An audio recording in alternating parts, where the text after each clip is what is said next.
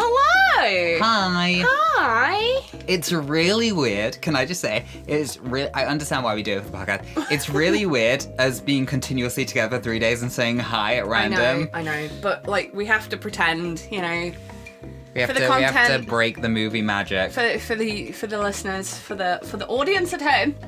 So for the audience at home, we have found a Game Boy Advance. We have, throwback. We have Throwback. found my Game Boy Advance. Pokemon Blue. Yeah. Pokemon Silver. Emerald. Pokemon Emerald. Kart. Mario Kart. Super Mario Bros. That's an old From the Game one. Boy Advance. I love that game. I played It was that a such lot. a good game. I can literally picture the levels Yeah, now. same. And what else did we have? We had... Animal Crossing? No, that's DS. Oh, that was DS. Yeah. There was another thing, There was another one. but I can't remember what it was. Hello, Quisp. Did we say Mario Kart? We did. Hello, Quisp. Anyway, a few old games in there. Yeah, so anyway, back onto topic. Back 'cause onto topic, The gaming yeah. was last. The gaming was Topic. last episode, but update for the last episode. Update. The Switch hasn't arrived No, since so, it's been 'cause- 5 minutes. Yeah, it's been 5 minutes for us. It may be 2 weeks for you, but it's been 5 minutes for us. We had a Anyway, little day trip out. We did, didn't we? We went somewhere that we've mentioned before. Because we did a plague dive not too long ago. We did. We Check talked out about that the plague, episode for the Black Death. about the bubons and things. The bubons. Bubon. Bubons. Or bubos. Or bubos, as they say in the club. Yeah, in the club. Bubo. So we went to Eyam. Yeah, we went to Eyam, a famous plague village. They do like tours and everything. There's do. walking tours around the village. There There's is. like bus trips. There's little plaques everywhere going on about how there was a family that died in this house. And it's a fascinating little walk. We went all around. We went to the Eyam Museum, didn't we? We did. We went to the Eyam Museum, which is a nice little museum and Nice tells you little all about the museum. facts and history. And it's got all the kind of documents from what was kept at that time as to who Yes. died, who was born. Yes. Any kind of will, any kind of interesting documents. The first case was a lady called Mary, wasn't it? Yeah. That was the first case that happened in Eyam. She was the wife of a tailor. Is that right? Yes, she was the Yeah. wife of a tailor. And basically the plague The came in the plague fabric. came to Eyam in a box wrapped in fabric from London. Yes. Yeah, which is something I grew up knowing. Yeah. And it was quite weird to read it. And be like, oh, I'd be like, oh, that's actual fact. I know that fact from word of mouth. Yeah. A thing that was how stories were told back in Yes. the day. And then to read it on a wall as, you know, when you know something and then you read it on a wall, Mm-hmm. a not museum. aware. Yeah, exactly. And you're like, wow, this is real history. I This just is learned real this from history my mum. that I just know. Yeah, but we went to Eyam. So obviously there's a lot of kind of rural, countryside. Yeah. Word of mouth is the thing, and that's kind of how the stories are spread. And obviously to get food and trade in and out of the village, they had a little stone at the border of it that had holes in that they filled with vinegar to put money in Yes. to trade for like bread and whatnot. So it was a and disinfectant. It kept like things from spreading essentially. Yeah. Basically, they went into a mad lockdown Yeah. and quarantined themselves at Yeah. a time when that wasn't something that was really done. No. And I think that's what made it so... What makes it so famous still today is the fact that they were kind of the first place to kind of be like, right, let's seriously not anyone in, no one out, Yeah. keep it here. I mean, if Eyam hadn't have done that, the rest of rural Derbyshire could have been absolutely wiped out. Yeah, it was a good way to protect the village and protect things from The people. spreading. Yeah. And also having like a way to get food stuff in. Yeah. I did take a picture of a great letter. Okay, go on. Oh, also, can we just say, the second pandemic, as a result of this outbreak, Yeah. a third of the world died. That's a third of the amount of people that were on the world at the time died because That's of this plague. crazy. How insane is that? Absolutely madness. But this letter, simply because the way that they spoke back then was so dramatic. I love it. I think I need to start texting Shannon like this. So somewhere in November 1666. Dear Sir, I suppose this letter will seem to you no less than a miracle that my habitation... I was loath to affright you with the paper from my hands. There I made bold with a friend to transcribe these lines. I know you are sensible of my condition, the loss of the kindest of a wife in the world, whose life was truly imitable, and her end most comfortable. She was in an excellent posture, When death came with his summons, which filled me with many confident assurances that she is now invested with a crown of righteousness. How they speak. It's so dramatic, It's so I love dramatic. See, I have here a list of things, because as they knew, rather than getting the plague, prevention is better. Yep. Prevention is better than cure. So here are some of the things that they thought prevented the plague. Elizabeth I, who had fled to Windsor, ordered that all travellers arriving there from London, be they refugees or traders, should be hanged in the marketplace. Yep. That's how you get rid of the plague. Do not sleep in the daytime. Sleep should not be extended beyond dawn, or very little beyond it, so I'd have plague. From the University of Paris, no poultry to be eaten, no waterfowl, no sucking pig, no old beef, and no fat meat. So far, I'd be okay. Enjoy the joys of the fine season in the company of agreeable people. That's just hanging out with friends. Ward off evil by drinking heavily and satisfying one's cravings and lusts in an endless round of merriment and pleasure. At this point, this is where it kind of lost me. This is the one where I was like, that's me. I was like, that sounds like something Puck from Midsummer Night's Dream would do. Yes, 100%. Like, you just get drink, you'll ward it off, it's fine. Wine should be a care lifter. Neither drunk nor yet too sober in times of plague is the way to get over. Herr Hans von Schinchen every morning took a little vinegar with toasted bread followed by a copious draught of wine. Pope Clement VI was advised to sit between two huge fires and to wear a special emerald which is turned to the south would minimise the virulence of the poison. And if it's turned to the east, it would minimise the possibility of infection, apparently. Is this his arsenic necklace? Apparently, yeah. Snuff must be used to expel the poisonous atoms that fly about should they penetrate to the nose. Tobacco was considered efficacious in England and Holland. Bells were recommended to be rung, cannons, muskets, and blunderbusses discharged to break up and set in motion the stiff air. Yeah, the stiff air. Just make sure to really spread the germs as much as possible.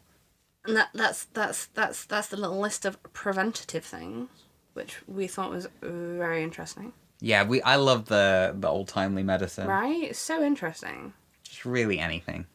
So in the spring of 1666, they put their threefold plan to the villagers. Organised funerals were abandoned, believing unburied corpses were a source of infection. It was essentially they be disposed of immediately. The church was closed for worship. Services were held in the open air where the risk of cross-infection was less than the crowded church.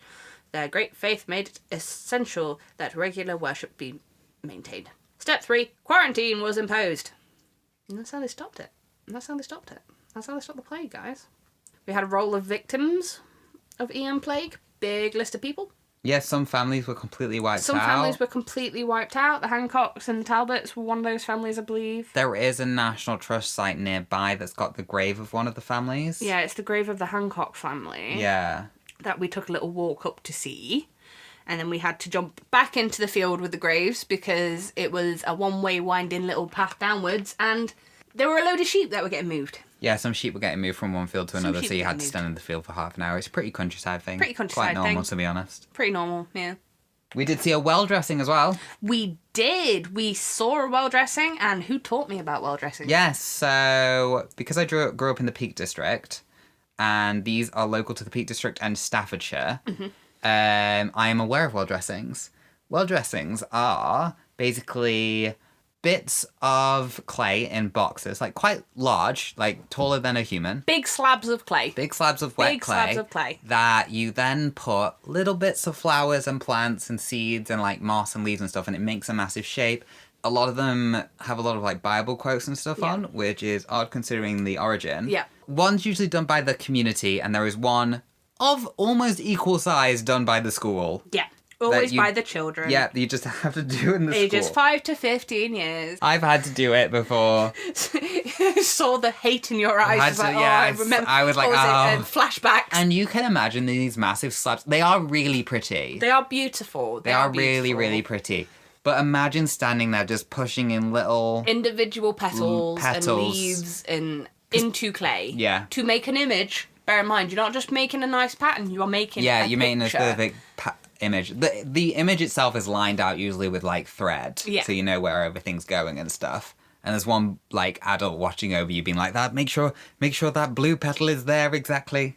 Yeah, so we did take then a walk up to the Riley Graves, Yeah. which is preserved by the National Trust, sacred to the memory of the Hancock family, victims of the plague, August 3rd to August 10th, 1666. So they all got wiped out in that time. Yeah. Which is mad. Absolutely mad. Beautiful spot, honestly. If you've ever gone up to the Riley Graves, you will know.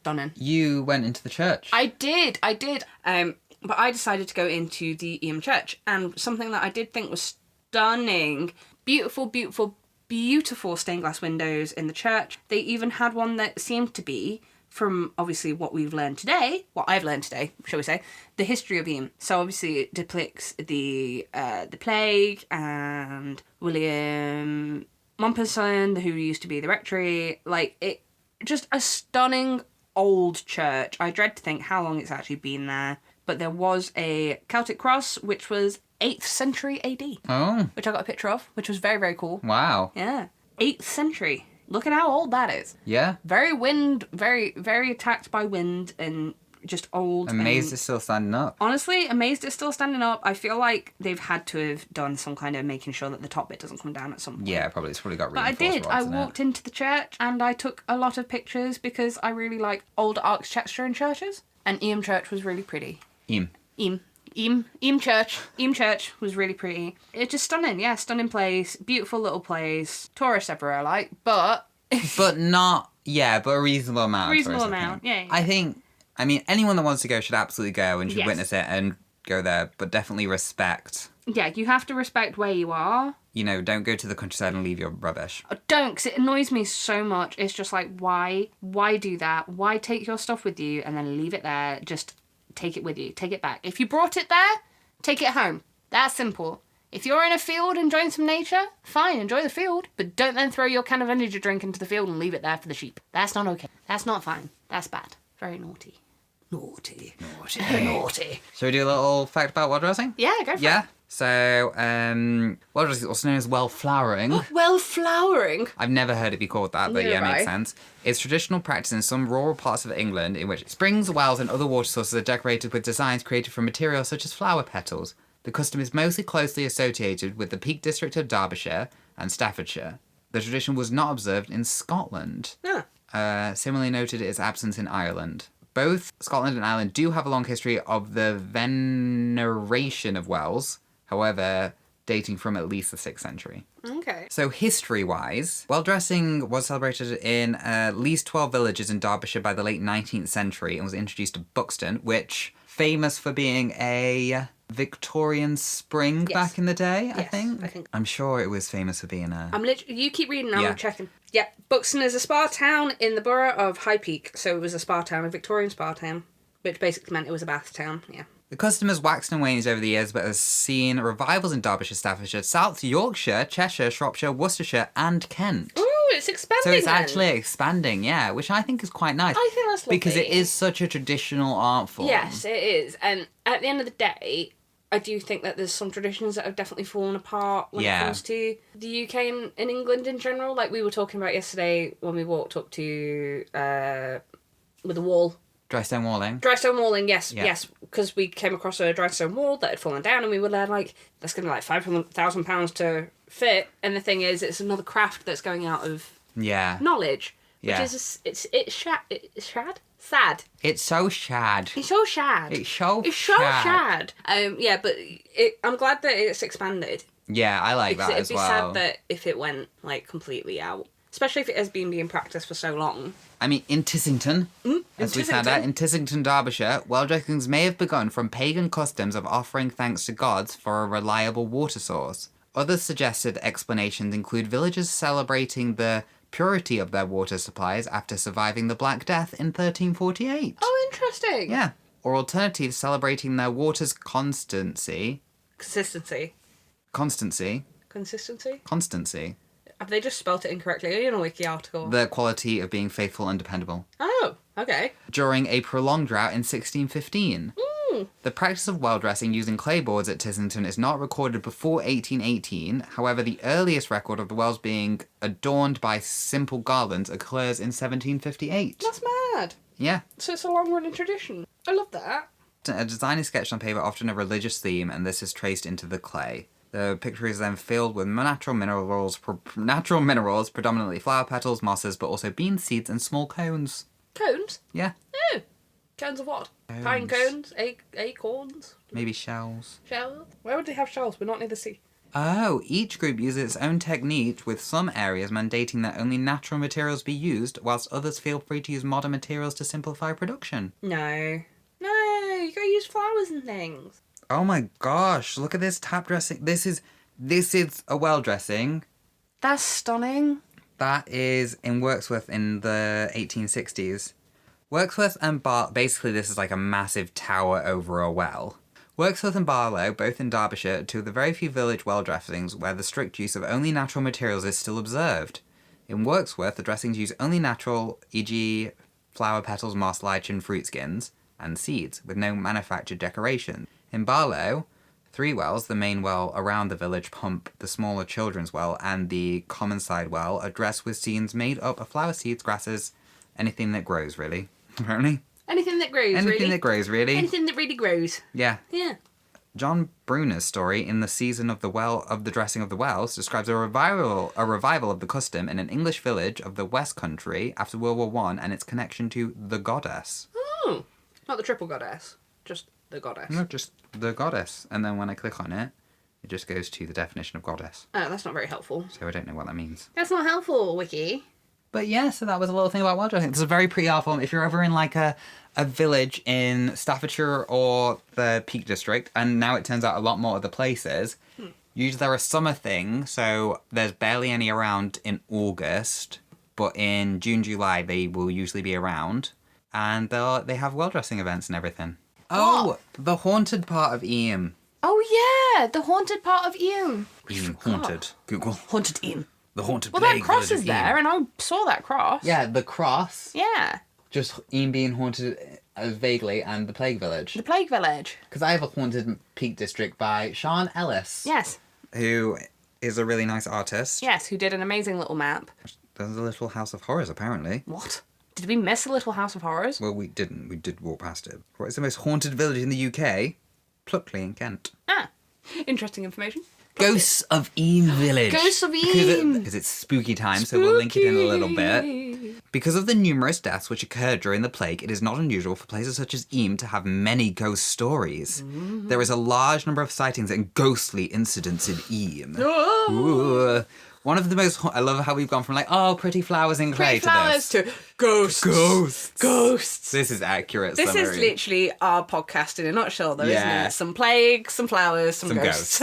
Some history, some plants, some ghosts. One of the most haunted buildings in the village is known as the Miner's Arms. People have heard footsteps, experienced some strange occurrences in the bedrooms. For audiences at home, we are just raising our Pause. eyebrows. Pause for dramatic effect. Raising our eyebrows. Some guesses even left in the middle of the night because of fright. Right, I'd like it to be known, old buildings make noise. Yeah, that's just how old buildings be. And listed buildings can't have double glazing in the No. UK, so they definitely make noise. it's probably trees. Probably trees or wind Or birds. or just general Yeah. house settle noises. Yeah. So. Yeah, fun fact. The Fun UK, fact. if your building is like a special type of building, you can't have Double certain glazing. things on it. Yeah. You can't have double glazing. You can't have certain types of windows. You have to have doors in keeping with the surrounding area. Yeah, it's a crazy country that Crazy we live country. in sometimes. The plague cottages are also one of the most visited locations if you want to experience the supernatural. Oh. One of the cottages is haunted by a pleasant-faced lady who wears a blue smock. She's reported to awaken people in the middle of the night. Oh. Eyam Hall was built in 1671 and 1676. It incorporates a smaller and much earlier part of the house. The Wright family owned the hall. This particular hall hosts the ghost of Sarah Mills. Ooh. Sarah Mills was a young servant who drowned in the well. Ooh. This is also a ghost of an older man who so frequents the room upstairs so much that it has been permanently locked. They've locked off the room. Yeah. Because they're just like the ghost is in there Yeah. that often. We don't even want anything to do with it. Yeah. That's mad. But how do they know he's in there, though? Have they seen him? It's either locked to keep him out or it's locked to keep him Keep him in. in. That's the thing. What's worse? Well, I suppose if like you see a thing moving in there, you'd be like, Lock the door. yeah, lock the door. Various ghost tours are conducted in Eyam village daily. I didn't know that. No, me neither. For those who didn't know, the nursery rhyme Ring a Ring of Roses relates to the symptoms of the plague. I think most people were raised knowing that. We knew that, but I don't think anyone outside of England would. Is it a poem that's sung outside of England? I don't know. Ring a Ring of Roses, pucker full of poses, a tissue, we all fall down. Very much plague. Yeah. And that's why you have posies were thought to be... yeah, so the roses related to the rash on the chest that would appear. The posies were used in the mass to smell off the plague, and sneezing was a final stage of illness before dying. Yeah. The lost miners of Hanging Flat are haunting below Eyam. Oh, what? So, the path to Hanging Flat Mine is an unassuming one, winding past Fern's Quarry, better known to climbers as Horseshoe Quarry, and leading to what appears to be little more than a hollow in the ground. The original entrance has long since collapsed, and the farmhouse that once perched on the cliff above is little more than a memory. Yet stories persist, whispers of footsteps in the tunnels, the scrape of a shovel against stone when no one is there to wield it. For decades, those who have passed by at night have reported an eerie presence, an unsettling feeling of being right. That is just if you walk through the middle of nowhere at night in the countryside. That's literally it. Like, you are being watched. There's bats. There's animals everywhere. You are being watched. Because it's everywhere. Called nature. Some claim to have seen a lone figure, a shadowy man, spades slung over his shoulder, walking the hillside. Pretty typical farmers. Yeah. Others tell of strange sounds from deep within the mine, the steady rhythm of picks striking stone, even though no miners have worked there for years. The ghost, they say, belonged to a man who never truly left his work behind. Mate, have a break, man. Go on holiday. Like... Ooh. Ooh.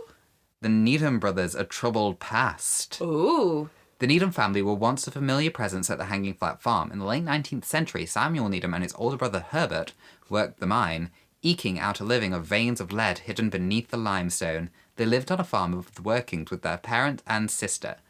They lived closely tied to the rhymes of the land and the fortunes buried beneath it. But not all was quiet at the Hanging Flat. Dun dun dun. Dun dun dun. The Needham brothers had frequent brushes with the law. They had frequent bushes. I was like, that doesn't make sense. Their tempers so volatile as the land they worked. Some of the offences were minor, a dispute over an unlicensed hunting dog, an altercation about a lame mare, but others were more serious. In 1903, the brothers clashed with a tenant named James Andrew Booth, whom they presume pressured for money. The confrontation escalated into outright threats of violence, with Samuel and Herbert attacking Booth in front of his family. Booth later testified that Herbert had returned to his house in the dead of night, breaking a window to gain entry and shouting threats in the darkness. Herbert, in particular, was known for his short temper. In one particularly chilling incident, he pointed a gun at a man named William Ball, a cousin of the local policeman, and snarled, "I will blow your brains out." That's a bit rude. The confrontation was enough to land him in court, but it did little to deter his reckless behaviour. In 1911, their father, Samuel Needham Sr., had retired from farming. A year later, he was dead. Not much of a retirement. No. Herbert and Samuel Jr. put Hanging Flat Farm and the mine up for sale in 1915, making the end of their family's hold on the land. Samuel Jr. died around this period, while Herbert disappeared from history, his fate unknown. What? Yeah. Just vanished. Yeah. It would have been easy for the Needhams to slip into obscurity, but the land they left behind refused to forget them. The ghost in the tunnels. The ghost. Those who had worked the mine since claim it is far from abandoned. In 1942, environmental campaigner Ethel Haythornwaite acquired the land surrounding Hanging Flat. By then, the mine was silent, but she would later recall hearing something that she could not explain. At nights, the sound of a picking striking stone echoed from below the earth, steady and rhythmic. She asked the miners about it. Their reply was unsettling. It must have been the ghost of the man who lived at Needham's farm and worked down the mine. But the most thorough account of the Hanging Flat spectre comes from Nellie Kirkham, one of the most dedicated chroniclers of Derbyshire's mines. Oh, okay. Kirkham spent years interviewing miners and documenting their stories, piecing together the folklore and history of the underground world. Among her extensive field notes, she recorded multiple reports of the ghostly miner, I should say. One miner told her that he and a colleague mistook the spectre for a late-arriving workmate. "We thought a man behind us was our mate, and said, 'You're late this morning,' and he vanished away." Oh, can you imagine that? Can you imagine being like, "Morning," and then they just You'd be gone? like, "All right, don't come to work then." Jesus, that's rude. Look what the cat dragged in. Another account Another one? describes a figure glimpsed walking through the tunnels only to dissolve into darkness. Before anyone could get a clear look, Kirkham noted that the descriptions were always the same, an old miner, a spade slung over their shoulder, muttering to himself as he wandered the mind. Mind. Most. Wandered the mind. Wandered the mine. And the mind. And the mind. The mine and the mind of those who witness him. There we go. Fine. Yep. Saved it. Yep, Yep. saved it. Saved it. Yeah.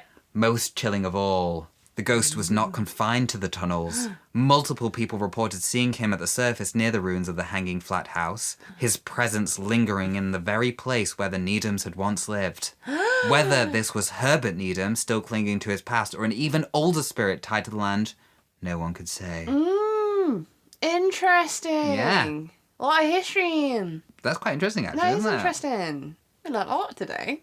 So yeah, if you're ever in the area, If you're ever in the area, check it out. Check out I Eyam. think the UK particularly has really fun ghost Yes. tours yes, and ghost hauntings and sightings and like Well, we have old a tales very- and stuff. rich, long history that involves a lot of death Yeah. and a lot of betrayal and a lot of angry things. And I think when you have a country that's got such a rich history in all those things, you're going to get ghost stories with it. It's going to develop into ghost stories. And I do think we are quite lucky that we have a country that is so, not even in the folklore, because it's not necessarily folklore, but it kind of turns into folklore. Do you know what I mean? Yeah.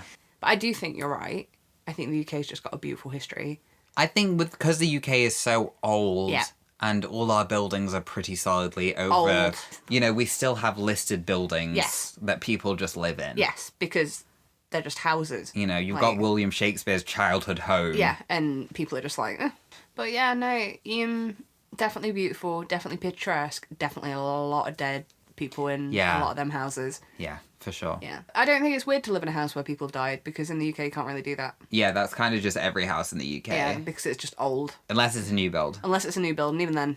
don't Even trust then. it. What are those builders doing? What are those builders doing? Who they sacrificing? But yeah, this has been the episode. A little dive into Eyam and Eyam, ghosties and, yeah. and ghoulies We spoke around. about the plague. We Spoke then. around the plague. We did a little well-dressing fact. I think this is the first time where an episode has come back around on itself. Because Yeah. when we spoke about the plague, we were talking about Eyam. Yeah, And we said we'd go to Eyam. yeah, and we And did. we actually have. We actually actually did did, it. We yeah. actually went and we actually walked around and we saw the Riley graves and everything. Yeah.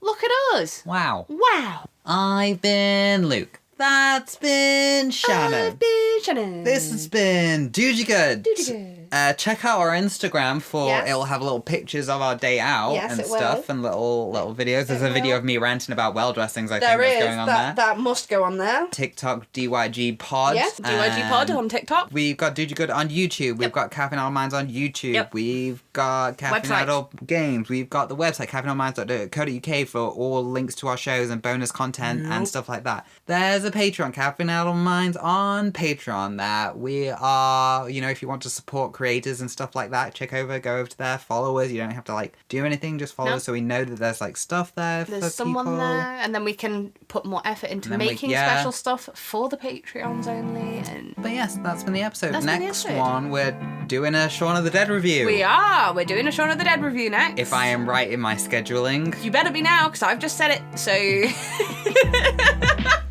Don't be twash. don't be twash. Bye. Bye bye. Bye boy. Bye bye.